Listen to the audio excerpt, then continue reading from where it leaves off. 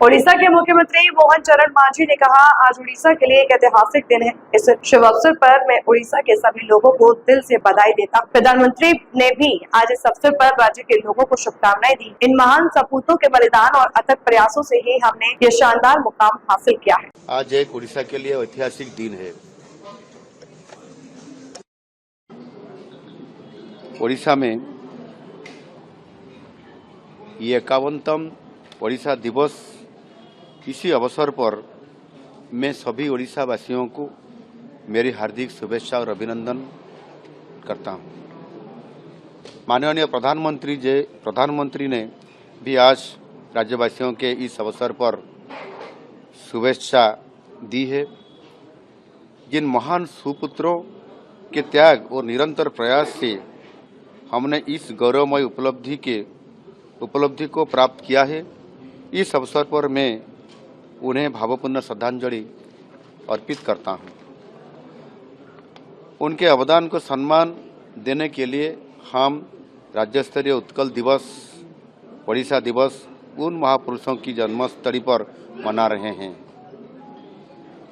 इसी आधार पर हमने इस साल में ओडिशा की अन्यतम श्रेष्ठ वरपुत्र उत्कलमणि गोपबंधु दास, उनके जन्मस्थान पुरी जिले के स्वांड ग्राम में जाते हुए आज वहाँ हम ओडिशा दिवस समारोह पालन किए हैं। और पिछले सालों में भी, जैसे लास्ट सालों में हमने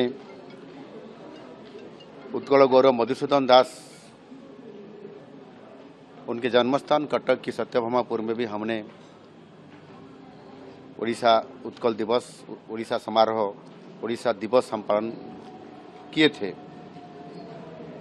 वर्तमान और भविष्य की पीढ़ी को इन महापुरुषों की स्मृति से जोड़ने के लिए और उनके अवदान के बारे में जागरूक करने के लिए हमने ये पहल शुरू की है।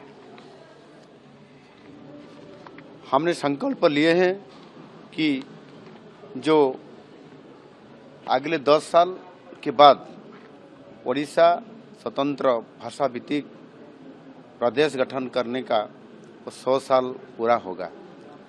इसी आधार पर हमने विजन डॉक्यूमेंट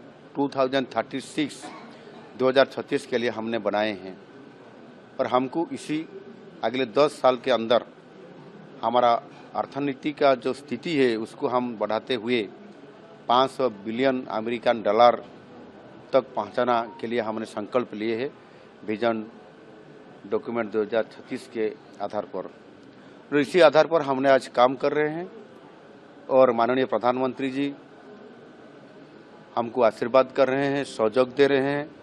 निश्चित रूप से हम समृद्ध ओडिशा अगले 10 साल में बनाएंगे और ओडिशा को भारतवर्ष में सबसे अच्छा प्रदेश बनाते हुए हम आगे ले जाएंगे।